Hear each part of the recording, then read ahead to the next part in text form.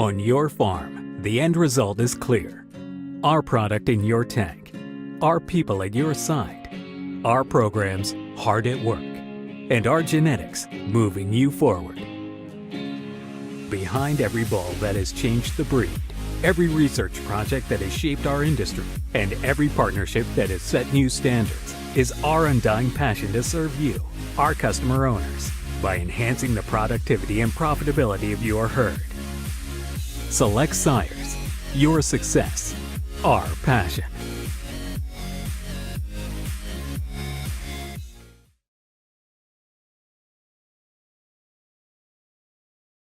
So I'm Jamie and we're going to talk about picking your calf. How many of you guys have already picked your calves?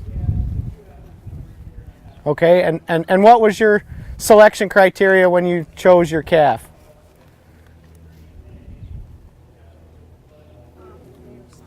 Size? Dairiness? How straight their back is? Yep. Feet and legs. Feet and legs. And when you talk about size, what are you talking about? That they're appropriate size for you or for their age group? Or both? Both. Good. So we got two calves out here. They're both December calves. The big thing is when you're picking your calf, everybody has different preferences. What are the major defining differences between this heifer and that heifer? So when we get these two heifers lined up in line, what do you notice in the difference of the two heifers now? What about who's wider? This one? Which one's tail sits between its pins better? This one or that one?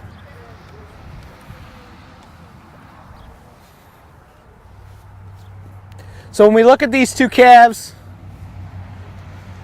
who's wider front-ended?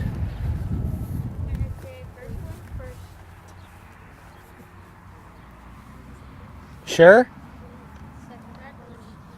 So this one's wider, right? This one's wider from her muzzle all the way back through.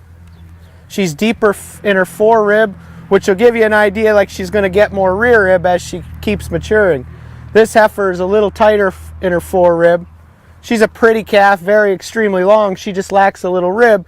And when we're looking at her, we're asking ourselves, do you think she's going to gain rib later on? And I don't think this heifer will as much because she's so pinched in here that I don't think it's going to carry back through. You guys have any questions so far? So if you're looking at these two, what's the one thing that you could, if you wanted to change on this one, what's the biggest thing you'd like to change? The first one's a lot cleaner and back legs. Yeah.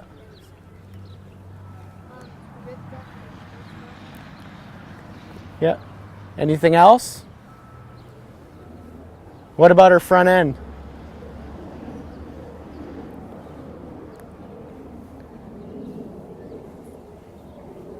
If you had to change one thing on the calf over here, what would you like to change? Feet and legs.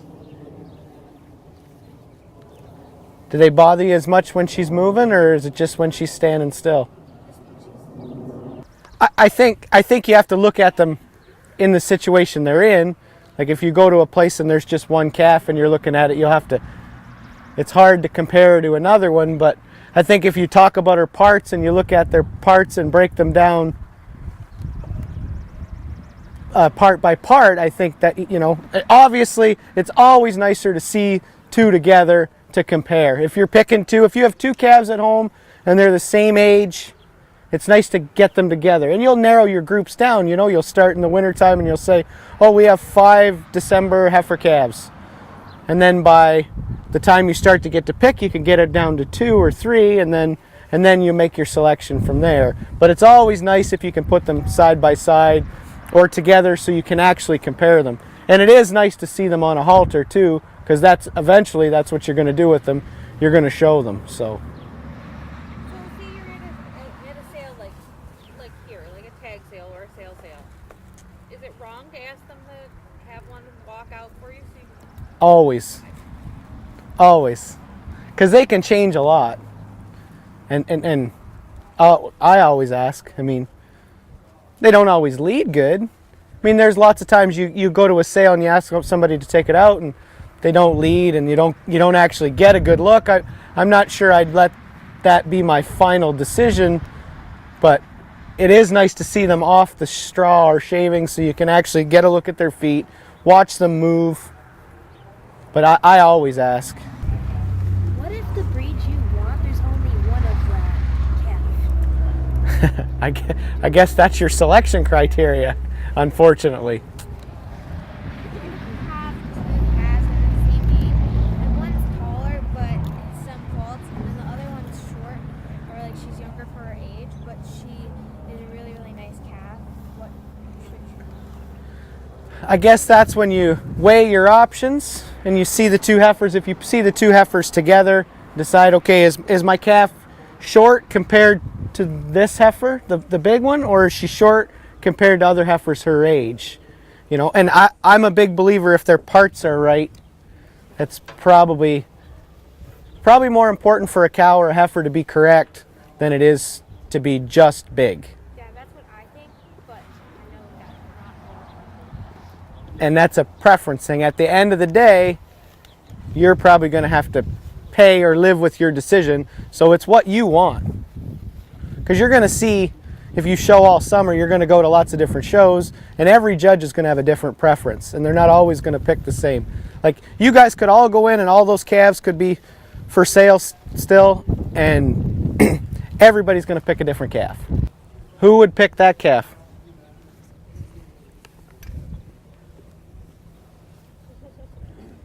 And who would pick this one? Okay. That's either answer's right, as long as you can say why. Look at how much they went for. One was quite a bit more expensive. I have a question. Yes? Okay, sometimes I have a problem with the back leg. Like, what angle is the best?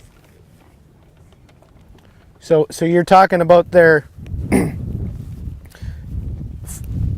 like from here down or from the side?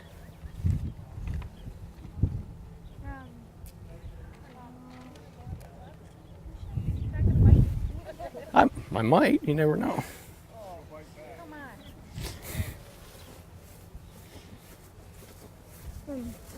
Here down. Okay, from behind? Yeah. You want their front feet, their back feet to point straight ahead towards their front feet. Okay. This heifer tracks almost perfect from behind.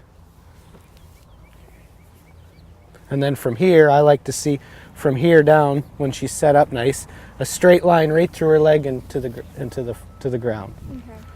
Okay. But it's hard sometimes on calves this age because they're still growing so much, and their legs are going to change as they keep growing. I have this pet. Well, she was a heifer, but she has like a really cute, a dairy cow. She looks like a dairy cow. She has like a big frame, and she just did really good at the fairs.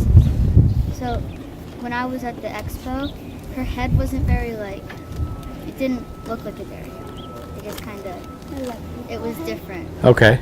And it kind of came down to that. So would that be like a big issue?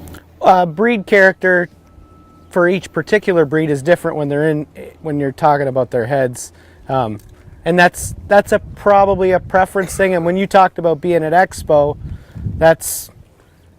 you're talking about the best of the best from all over North America, and at some point they do have to figure out a way to compare one to the other, and that's how close of the placings are at that show. At that level, they have to find something to compare the other ones to. Because if you ever get to watch the show at Madison, it's pretty neat. You know, you looked in the top 20 and you're like, oh, I'd like to take all of them home, not just, So, and it's that close. I mean, at that level, it's that close.